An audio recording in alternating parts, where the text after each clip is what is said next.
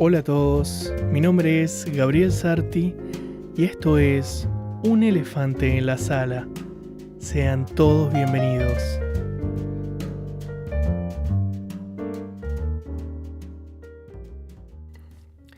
Desde hace ya un par de años, en algunos sectores de la opinión pública, se viene discutiendo la idea, la posibilidad de que la izquierda, no solo como movimiento político, sino también como escuela de pensamiento, esté atravesando a nivel mundial una de las más grandes crisis que le haya tocado vivir desde la caída del muro de Berlín allá en 1989.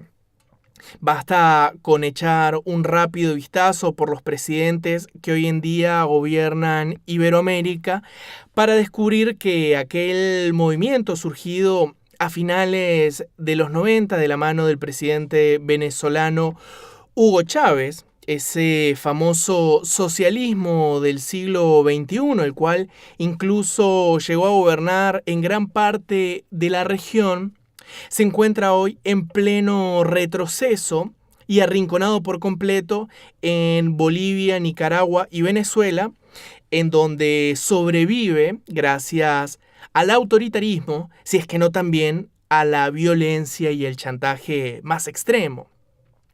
Sin embargo, y al mismo tiempo, figuras como las de Ocasio-Cortez o Bernie Sanders en los Estados Unidos o Jeremy Corbyn en el Reino Unido, todas estas autodefinidas como socialistas, han logrado conseguir un enorme apoyo popular en sus respectivos países, a la par que el feminismo, este feminismo de tercera o cuarta ola, dependiendo con quién se hable, un movimiento que a todas luces ha sido cooptada por la izquierda más radical, no solo ha logrado convertirse en un actor de gran relevancia en el debate político, sino que además ha logrado posicionarse como una ideología mainstream muy aceptada por gran parte de la población. Es por eso que para analizar esta cuestión y repensar acerca de si en efecto la izquierda está viviendo momentos de crisis o si en todo caso se trata de una simple pausa antes de volver a la ofensiva, tengo acá al pensador, influencer y por sobre todas las cosas, gran amigo, Mauro Miseli. Mauro, ¿cómo andás? Buenas, Javi. Muchas gracias por invitarme al programa. Un placer estar acá. Lo mismo digo. Estoy bien. ¿Vos cómo estás? Todo en orden. Te pregunto, ¿qué opinás al respecto de esta cuestión, no? Me parece que es un tema súper complejo, pero en principio concuerdo con esta cuestión de que la izquierda está en crisis. No me pasa solo a mí y probablemente también a vos, sé que también a vos, sino además muchísimas más personas están o han dejado la izquierda, o sea, han sido parte de la izquierda o se han considerado de izquierdas y ahora ya no pueden considerarse de izquierdas o se consideran menos de izquierdas que antes por todo lo que por toda todo lo que ha contaminado a la izquierda, digamos, que para mí principalmente se resume en irracionalidad por un lado, falta de información por otro y intolerancia por último. Bueno, cabe destacar que quizás la gente que nos escucha no lo sabe, pero tanto como yo como vos, en algún punto de nuestras vidas nos consideramos de izquierda. Yo incluso me sentía muy movilizado por, en el caso argentino, para aquellos que no saben, el Frente Izquierda, que sería como la más radical, y sus representantes. Y la verdad es que en la actualidad me siento expulsado de ese movimiento y creo que a vos te ha pasado lo mismo. Sí, ciertamente. Cuando uno empieza eso, es mucha intolerancia. Me parece que el mayor problema es ese. Y la intolerancia que siempre está asociada inevitablemente a lo que es la irracionalidad. Entonces, cuando uno empieza a hacer ciertos cuestionamientos o ciertas críticas, como en todo grupo totalitarista, hay una expulsión fuerte, ya sea implícita o no. Claro. Pero fíjate una cosa, y esta es la cuestión central, creo yo. En Latinoamérica, por lo menos a nivel político, los movimientos que se consideraban de izquierda, como el kirchnerismo, bueno, el chavismo sigue existiendo, pero en una situación muy pauperizada. Michelle Bachelet, Lula y el PT en Brasil, todos esos movimientos por lo menos han perdido el poder. Pero la pregunta central sigue siendo, ¿la izquierda, para vos, está en declive o está en un momento de transformación, de transición? La verdad es que me resulta muy difícil responder la pregunta, pero lo que sí veo es que hay cada vez más gente involucrada en política en general, y me parece que eso tiene que ver principalmente con Internet, que me parece que antes había una gran porción de la población que no se involucraba en política y ahora con Internet hay mucha más investigación o se comparte mucha más información. Entonces eso hace que la gente tome más posturas definidas, ya sea con información errada o no, digamos. Ya sea de forma lógica o no, pero hay una cuestión así mucho más fuerte. Entonces en ese sentido me parece que la izquierda es más grande que antes, pero también lo es la derecha y también lo son todas las posturas políticas. Claro.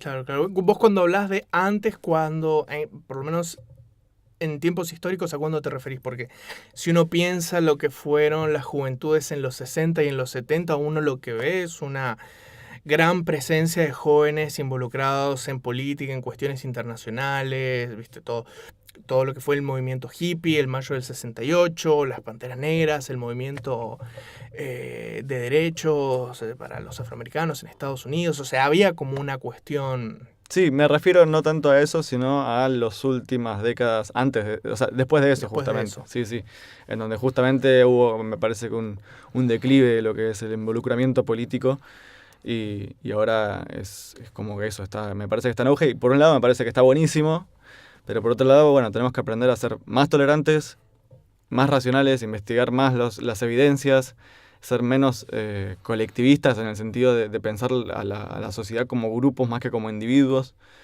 que me parece que esos son los errores principales en los que cae la izquierda, también la derecha, pero en menor medida hoy en día, que eso me alucina, porque yo siempre o sea, siempre me consideré bastante progresista y siempre estuve bastante en contra del conservadurismo, porque justamente veía que había irracionalidad e intolerancia hacia quienes pensaban distinto, hacia quienes querían hacer cosas nuevas, hacia quienes proponían cosas nuevas, lo cual sigue ocurriendo y eso no me gusta de la derecha, por eso no me considero ni de izquierda ni de derecha.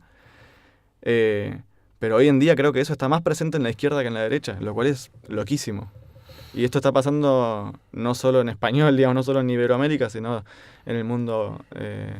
Sí, en el mundo en general. En general, Estados sí, Unidos, en la civilización occidental y en todo el mundo. Sí. Y vos, digamos, explicas tu salida cuanto menos ideológica de ese espacio a uno que no es de derecha.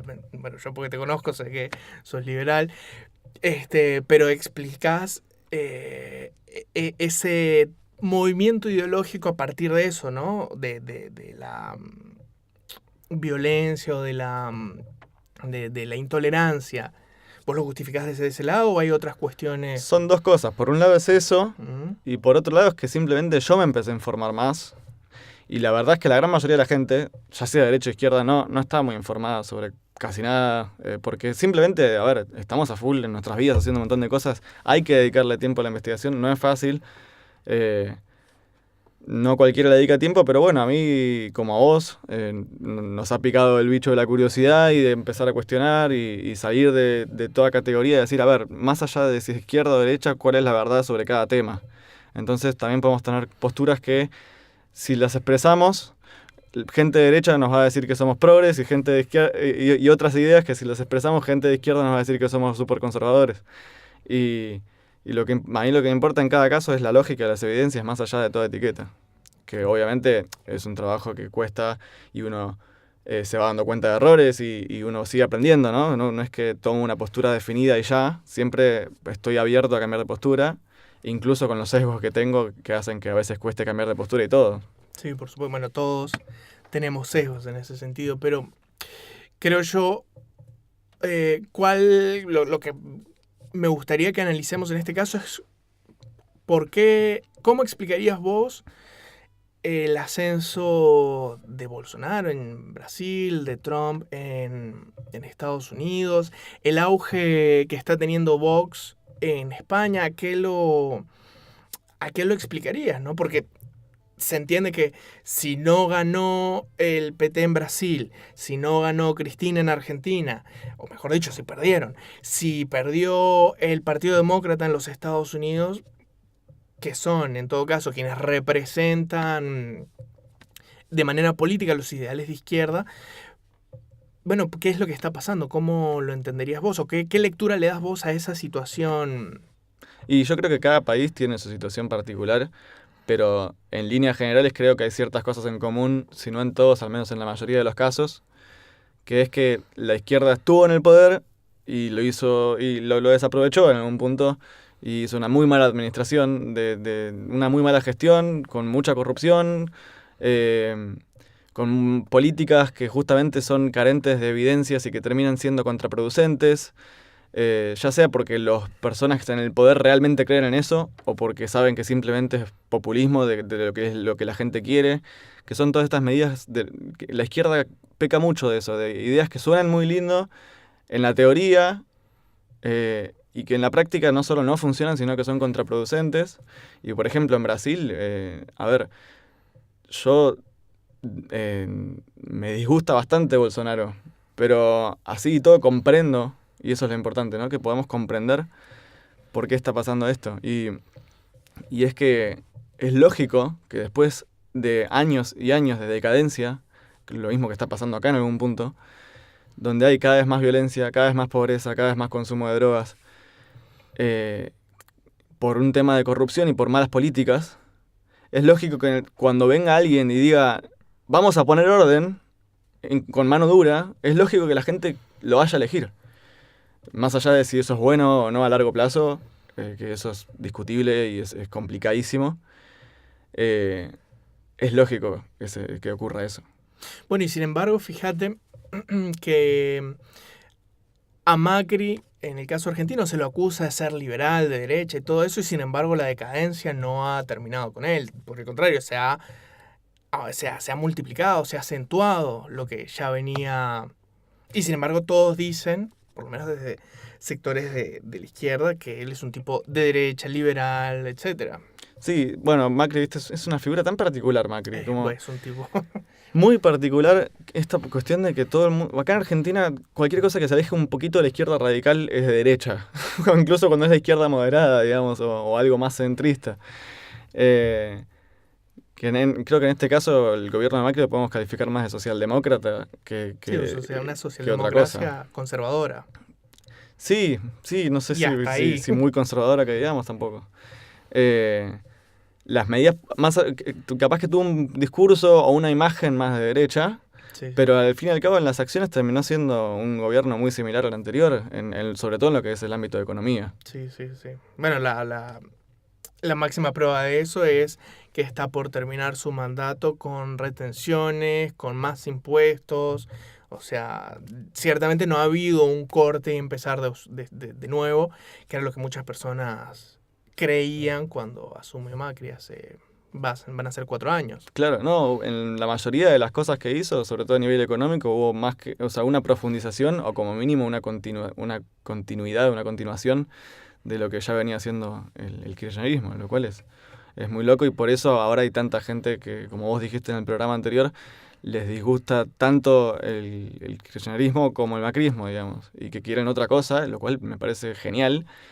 Y ojalá dijamos otra cosa, porque también caemos en esta falsa dicotomía que me jode muchísimo, que es esto de...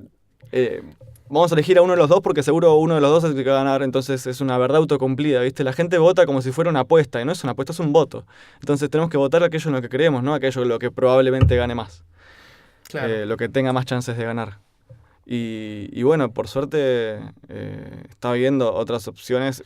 Yo no sé, desde mi punto de vista, y creo que concordás, me parece todas las opciones bastante chotas, salvo Spert, que incluso con él no concuerdo en algunas cosas, pero me parece por lejos la mejor opción que hay. Sí. Sí, y lo que se ve, que es curioso, yo el otro día estaba viendo cuáles iban a ser los candidatos tanto para las elecciones presidenciales como para las elecciones de la ciudad de Buenos Aires, lo que es Cava. Y lo que se ve es que están surgiendo un montón de opciones fuera de la dicotomía peronismo-antiperonismo, o sea, sectores, si se quiere, más conservadores, más ligados al liberalismo, lo que sea, pero que estaban apareciendo nuevas opciones, y creo que eso se debe precisamente a lo que vos comentás, al disgusto de lo que ha sido, al disgusto y a la decepción de lo que ha sido el gobierno de Macri en estos casi 4 años, en donde no se ha cambiado. O sea, en el fondo no se ha cambiado. Lo que uno observa es una continuación de medidas políticas que se habían tomado o que se empezaron a tomar con Néstor Kirchner allá en el 2003. Sí, así es. Es curioso porque hay una parte de la población, que es mayormente la que votó a Macri, que está decepcionada con que continuó con lo mismo, y la otra parte, o la otra gran parte, digamos, que le gustaba el kirchnerismo y cree que Macri hizo un desastre que fue completamente diferente a lo que hizo. O sea, lo que hizo fue una cosa, claramente. Los dos puntos de vista de que hizo... O sea, un gran grupo considera que hizo lo mismo que antes y el otro grupo considera que hizo todo lo contrario. Es muy curioso esa cuestión de dificultad de percibir objetivamente las cosas. Sí, bueno, eso que vos decís, hay un sector muy grande de la población que, como dicen, vota y piensa con el bolsillo, y la sensación, o sea, lo que se percibe, y lo percibimos todo el mundo, es que hay menos plata, hay menos actividad económica, hay menos todo, y entonces, claro, el análisis es el siguiente: yo antes no era perfecto, no era la panacea, pero medianamente vivía bien, y ahora está este tipo y vivo mal, ergo, la culpa es de este tipo. Y como vos decís, hace falta un análisis un poco más profundo de la cuestión. Claro. Pero si vos lo ves de esa manera, la culpa es de este tipo por las políticas que ha tomado este tipo, que, como decimos, no son muy distintas. Pero bueno, se ha construido ese discurso por cuestiones políticas, obviamente. Tanto el kirchnerismo como el peronismo disidente están ahí al acecho de la Casa Rosada y de la presidencia, o sea. Sí. Iba a decir algo y me olvidé. Excelente. No, y además fíjate una cosa muy curiosa, que ¿cómo se llama? En materia discursiva y en materia retórica, quienes han tomado la posta y han llevado adelante todo el debate, tanto ideológico como político, hasta hace muy poco, durante todo el gobierno de Macri, fue la oposición, no fue el oficialismo. O sea, ellos lo único que hacían era rebatir y defenderse, pero nunca tomaron la posta y de crear un relato, como sí hizo el kirchnerismo y como lo han hecho todos estos gobiernos del socialismo del siglo XXI. O sea, construían un relato. Nosotros estamos haciendo esto por estas razones, porque en el futuro seremos más ricos y seremos felices y seremos más iguales. Si vos ves, el macrismo no construyó ningún relato y le cedió ese juego, esa pelota a la oposición. Sí, más que un relato, lo que hizo el macrismo siempre, igual desde cuando estaba con la ciudad, más allá del país, fue más que nada puro marketing, puras palabras bonitas, principalmente, sin mucha propuesta concreta. Eso es lo curioso. Y lo que iba a decir es que lo que ocurre desde el kirchnerismo es que no solo... generar un relato, sino también esta cuestión que hablamos antes, de que es una cuestión intuitiva de antes estábamos mejor, lo cual es lógico. O sea, lo que pasa es que la gran mayoría de la gente no sabe nada de economía. Yo tampoco es que sepa mucho, pero con un mínimo de conocimiento uno puede entender que la razón por la cual antes estábamos mejor no eran razones sustentables, eran razones que... me gusta mucho esta comparación, esta metáfora de, bueno, es como si alguien me prestara un montón de plata y yo con esa plata gasto con mejorar mi vida, con cosas materiales y cosas no materiales también, con, cursos, lo que fuera. Sí. Entonces yo, mirá qué bien que estoy, pero después, en un momento la plata se me acaba y quedo súper endeudado y empiezan a haber problemas. Y lo que la gente no ve es eso, o sea, estábamos mejor, sí, pero por eso, y de hecho cada año, fueron 3 mandatos y cada mandato estábamos estando peor justamente por este tema. Entonces, ese cuarto mandato que no fue del kirchnerismo, sí, si hubiera sido, probablemente también hubiera sido un desastre a nivel económico. Sí, sin lugar a dudas. Que es lo que está haciendo ahora. Entonces, nada, falta saber ese mínimo de economía para darse cuenta de que no era sustentable en lo absoluto lo que era el kirchnerismo. Y este gobierno también fue un desastre con el manejo económico que tuvo, pero justamente no por haber hecho lo contrario, sino por haber hecho casi lo mismo que el kirchnerismo. Sí, tal cual. Pero fíjate, vos decís que este gobierno no ha hecho relato, lo cual es evidente, pero sí ha hecho parte del marketing. Y sin embargo, el marketing en algún punto tiene que ver con construir un relato. O sea, quiénes somos, qué hacemos, qué buscamos. O sea, el marketing se trata en gran medida de eso, no solo poner colores y frases lindas, sino también construir, si querés, una cosmovisión, ¿no? O sea, Nike, Adidas, Coca-Cola construyen no solo una imagen, sino una cosmovisión del mundo. O sea, sos mejor o podés hacer lo que vos quieras porque usás zapatillas Nike o Adidas. Y sin embargo, Cambiemos y el PRO no hicieron eso, o sea... Es que lo hicieron, pero una medida muy básica y simplista, que es lo mismo que acabas de decir. O sea, así como es, sos mejor porque usás Nike, acá es, te va a ir bien porque nos votás a nosotros. O sea, no hay mucho más que eso. No es que hubo propuestas concretas de, ¿por qué te va a ir bien? Bueno, porque vamos a hacer esto, esto y esto. No, es, te va a ir bien y colores porque colores y felicidad porque nosotros. O sea, no hay mucho más que eso, es lo que yo veo al menos. Pero en ese sentido, gobiernos de vuelta como el kirchnerismo, incluso el chavismo, construyeron todo un aparato ideológico súper poderoso. Claro, por eso, pero ahí es justamente es un relato más completo. Claro. Claro, ahí sí. Por eso digo, la diferencia me parece eso en cuanto al relato. O sea, hubo mucho marketing, pero justamente muy superficial, por así decirlo. O sea, sin profundizar, sin hacer un relato amplio de una cosmovisión del mundo más compleja, digamos. Sí, eso resulta muy extraño. O sea, porque precisamente venimos de gobiernos que si algo han hecho bien es trabajar en esa área. Los 90, la década perdida y volvemos a renacer y lo que importa es el cuidar la nación, el cuidarnos nosotros, la comunidad. Y vienen estos gobiernos, viste, que no tienen nada que contar y placa. Desde que estaba haciendo campaña para la ciudad, yo me acuerdo cuando estábamos en el secundario, que yo, si bien no quería para nada que gane Macri en la ciudad, era como que veía todas las campañas publicitarias y yo que es como que estaba estudiando un poco todo lo que era marketing y esas cosas y era como, va a ganar. O sea, no quería que gane, pero me daba cuenta de que probablemente ganara por la campaña que estaban haciendo, que era altamente efectiva y al mismo tiempo altamente vacía de contenido. Claro, igual las campañas son las campañas. O sea, la campaña, eso lo dice el mismo Durán Barbas, las campañas no están para explicarle cosas a la gente, sino para convencerla de ganar. Eso lo saca en su libro El arte de ganar, justamente. Pero después, cuando vos gobernás, tenés que construir un relato, porque de vuelta se le tiraron la pelota a los otros y entonces, claro, de vuelta a los 90, el neoliberalismo, la cosa, y mirá cómo nos pasa. Volvimos, Sí, es verdad, eso es curioso. Durante el gobierno no se armó mucho un relato. No hubo nada. Y entonces tenés a Navarro diciéndote que volvemos a la economía de los picapiedras y entonces toda la economía de los picapiedras. Y del otro lado no hay nada, o sea, claro.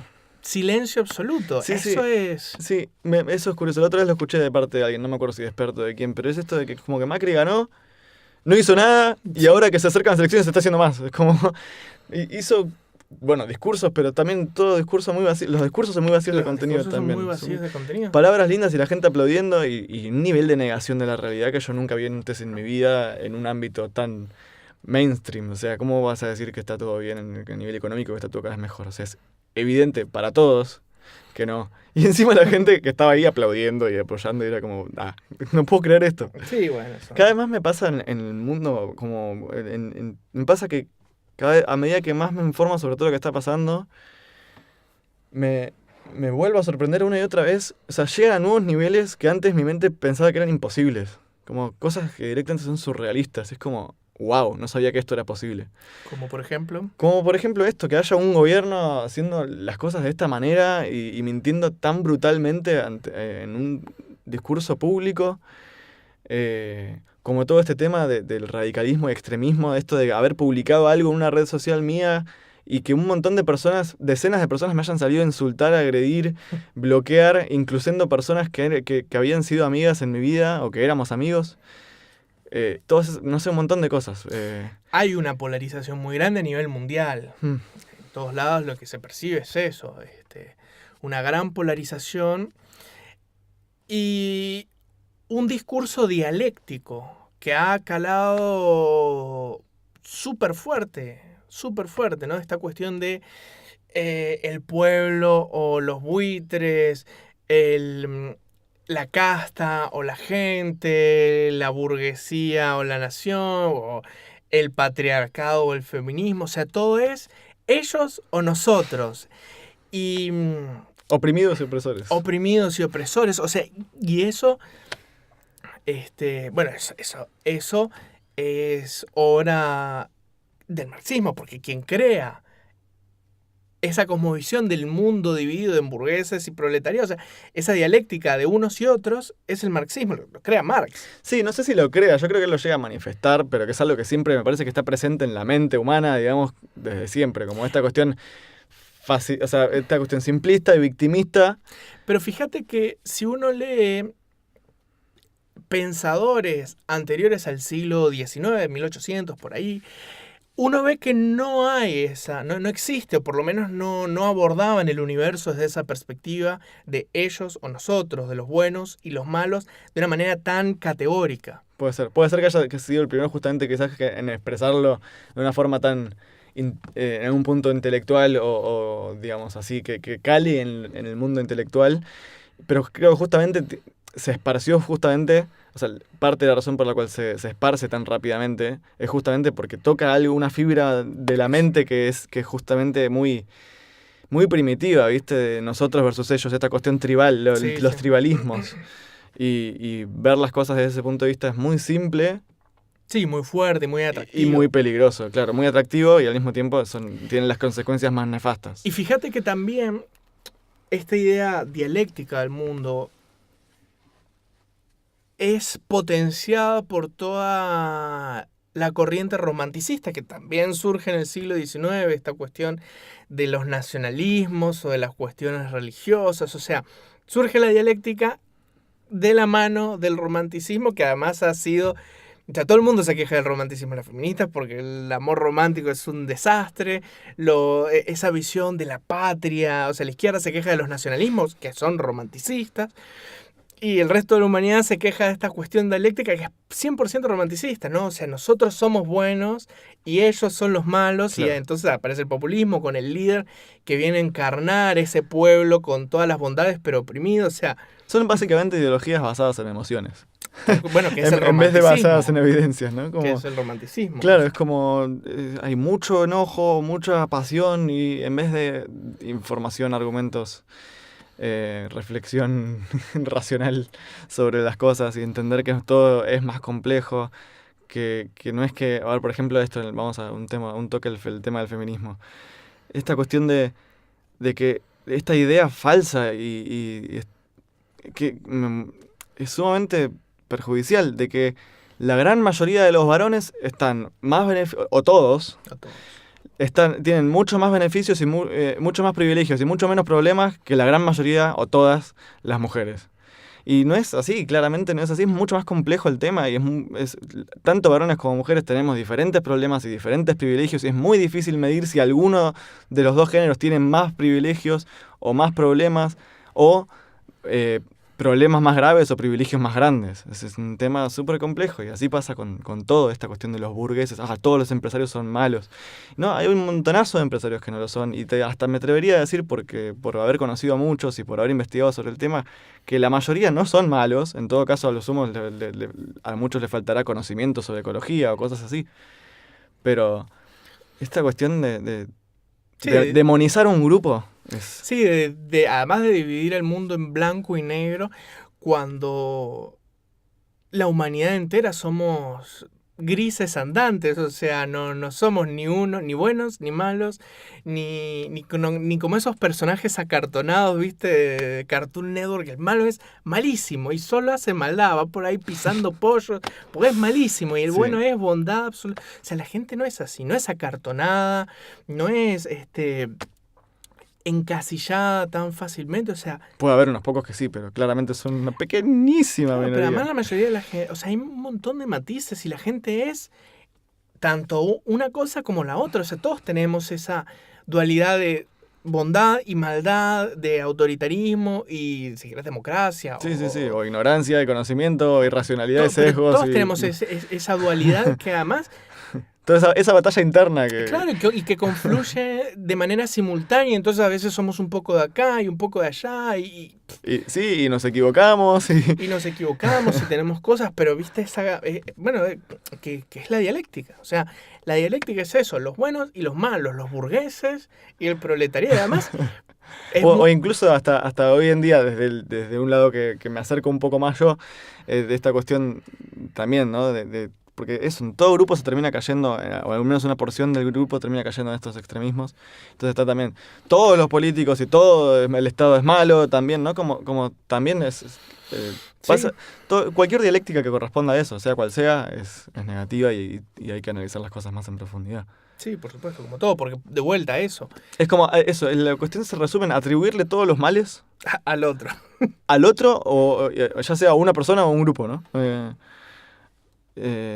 O a otros, incluso. A veces son ciertos grupos. Es como, no puedes atribuirle todos los males a eso. Es muy complejo el mundo. La mente humana es muy compleja y por lo tanto el mundo creo que diría que es más complejo que la mente porque son muchas mentes. Sí, eso es así, pero está esta dinámica que además lo que resulta curioso es que se ha exacerbado en los últimos años, porque si fuera que, si acaso veníamos ya con eso, pero no, lo que hemos visto es que se ha exacerbado. Y no es que se ha exacerbado en nuestros países, bananeros, tercermundistas, etc. Se ha exacerbado en todo el mundo.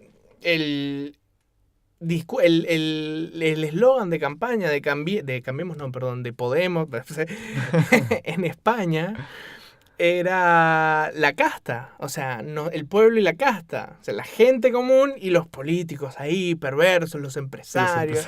Sobre todo los empresarios. Sobre todo los empresarios, pero encompichados con los políticos, que son todos lo mismo. Claro. Y esto surge no en el 90 o en el 2000, sino en el 2014. O sea, empieza a surgir en el 2012, pero se pone de manifiesto en el 2014 con toda la fuerza. Eso es lo que resulta muy paradigmático, ¿no? O sea, pareciera, bueno, y mucha gente ha hablado de esto, Axel Kaiser, Juan Ramón Rayo, muchos, tanto liberales como no liberales, que discuten acerca de que la democracia liberal pareciera que... La democracia liberal en el sentido en donde todas las personas son iguales ante la ley, donde todos partimos, por lo menos en materia legal, desde un mismo punto, etcétera, pareciera que la eso izquierda más moderada sería. Sí. Que de hecho está por suerte ocurriendo cada vez más que hay gente de izquierda que dice, yo no me identifico con esta izquierda radical, pero me sigo identificando como de izquierdas y tal cosa. O sea, me gusta que haya gente... Sí, por más de que no concuerde con esas personas con algunas cosas, me gusta que haya gente que tome esa postura de que se pueda autodiferenciar, dividir de la izquierda más radical, que es la que, no sé si la más masiva, pero la que más está haciendo ruido seguro. Lo mismo en el feminismo, digamos, ¿no? Con todas estas feministas disidentes, gente que dice, yo soy feminista, pero esto, la verdad es que hoy en día el feminismo predominante está diciendo y haciendo cualquier cosa. Sí, por supuesto, pero lo que resulta, lo que te estaba comentando y lo que te quería preguntar era que resulta muy paradigmático, ¿no? Que todo lo que se conocía, lo que se conoce como democracia liberal está en retroceso, ¿no? O sea, aparecen estas figuras, primero aparecieron por izquierda, pero ahora también parece que están apareciendo por derecha, estas figuras personalistas, ¿no? Trump, Bolsonaro, pero antes ya habíamos tenido a Chávez, a Cristina, antes a Néstor, a Lula, ¿no? Estas cuestiones en donde la democracia no somos todos, sino el líder. En Filipinas está Duterte, o sea, esta cuestión que ya supera, si querés, la dicotomía izquierda-derecha, que está pasando a nivel mundial, pero que también viene de esta cuestión dialéctica de ellos y nosotros, de los buenos y los malos. En Europa se da más por la derecha, ¿no? Y entonces, salvo en España con Podemos, ¿no? Pero que se da, ¿no? Y son los inmigrantes y la cosa. Claro, es que la izquierda radical nación termina generando como respuesta a la derecha también extremista. O sea, una izquierda radical termina alimentando a una derecha radical. Que eso es lo que pasa muchísimo Y es lógico, como decía antes, como decía al principio del programa, con el tema de Bolsonaro, por ejemplo, que es bastante extrema derecha, digamos. Si bien no lo apoyo, entiendo por qué la gente lo eligió. Y no fue... A ver, yo una de las pocas cosas que concuerdo con Bolsonaro es con varias medidas económicas que está tomando, que son más liberales. Pero la mayoría de la gente no lo vota por eso, sino por una cuestión de, bueno, vamos a poner orden, mano dura y esas cosas, Sí. que es lógico ante una sociedad en decadencia. Sí, además tomando en cuenta el nivel de violencia que se estaba viendo en Brasil en los últimos años. Y además el caso de Lavallato, en donde todo el PT, o gran parte del PT está incluido, incluso, valga la redundancia, el mismo Lula da Silva y la expresidenta, Sí, Dilma Rousseff. Dilma. O sea que razones... o sea, si vos vivís en una sociedad donde la violencia está disparada y además hay un montón de corrupción, o por lo menos el partido tradicional de repente se ve plagado de corrupción y viene un tipo a proponer de manera correcta, no correcta, lo que vos quieras, pero soluciones a esos problemas, la gente va a salir corriendo a votarlo. Uh-huh. Y es que, por ejemplo, si en Venezuela apareciera alguien así, el día de mañana se lleva el 90% de los votos. Si Sí, viene ahí me llama la atención que no haya uno. O sea, viste que Guaidó no es muy así. Pero me llama la atención que no ocurra. Muy complejo saber por qué. No lo tengo muy investigado tampoco. Pero... Sí, yo creo que en el caso de Venezuela particularmente tiene más que ver con que... Capaz que va a estar tan en un extremo, muy Claro, complicado que salga para el otro extremo, se cree... estoy apostando, ¿no? Pero me da la sensación de que si apareciera una persona tan del otro lado, la gente lo rechazaría, teniendo en cuenta que durante muchísimos años, poco más de la mitad de la población estuvo 100% con el chavismo y con Chávez y con sus ideas. O sea, han tenido un impacto social muy fuerte. Sí. Llevan 20 años. Y tal vez, y además también está la cuestión de la persecución política. Además de eso, ¿no? Que también hace que sea más difícil manifestar algo opuesto al gobierno, como diametralmente opuesto. Sí. Esa especie de, bueno, de especie no, es una dictadura. Sí, llanamente. Pero sí, bueno, esas cuestiones son... Eso de la dialéctica... Yo tengo la hipótesis de que tiene que ver mucho con internet, todo lo que está pasando, y de que recién ahora estamos terminando de estar todos conectados, todavía falta, pero bueno, ya hay una gran mayoría de la población conectada a través de internet. Y eso genera una especie de comunidad global y un fluir mucho más libre de las ideas y de la información. Y me parece que es un arma muy poderosa. Y como estamos en nuestras primeras etapas en esto, estamos como que somos monos con navajas todavía en un punto y estamos aprendiendo a utilizarlas.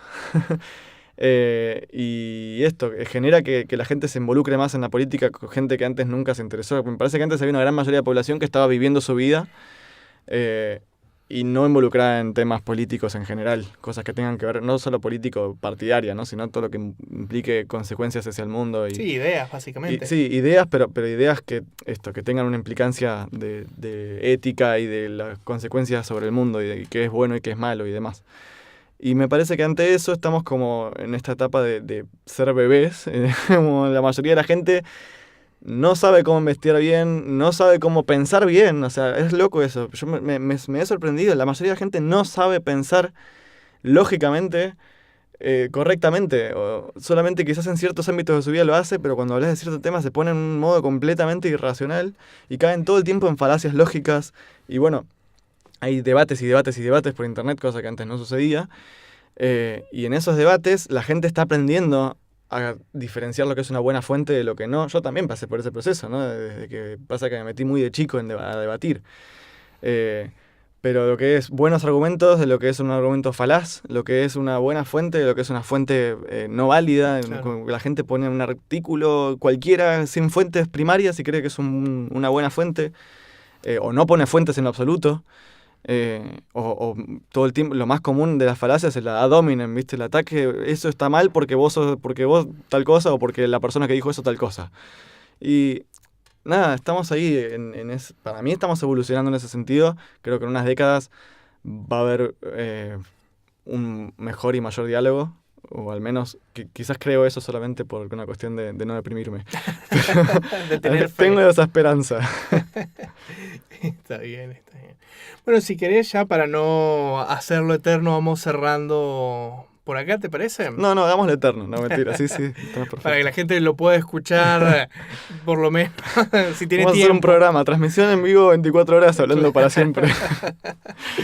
Dale, bueno, Mauro, 1.000.000 de gracias por venir, un gustazo, y cuando quieras, ya sabes. Mil gracias. Bueno, capaz que podemos después hacer online. Vamos a ver, porque yo, como sabrás, ya me voy por un tiempo largo, pero ha sido un placer. Muchísimas gracias. Lo mismo digo, muchas gracias por venir. Y bueno, si alguien tiene críticas que quiere dejarlas en los comentarios, en el video de YouTube o donde sea. Serán contestadas a su debido tiempo. Sí, capaz que no respondidas, pero al menos que las deje para leerlas. O sea, el feedback es bienvenido siempre. Preferiblemente con respeto y con buenos argumentos y con buenas fuentes. Así que nada, bueno. Gente, muchas gracias por escuchar. Espero que se les haga ameno a pesar de que nos extendimos un buen rato. Y bueno, nos encontramos en el próximo episodio de Un elefante en la sala. Un elefante en la sala es un programa escrito y dirigido por mí, por Gabriel Sarti, con la colaboración de Pablo Barbera y toda la gente de 3PM Music. Así que si les gustó, los invito a que lo compartan, lo comenten, se suscriban, hagan todo lo que tengan que hacer y nos reencontramos acá con una nueva edición de Un elefante en la sala. Hasta la próxima.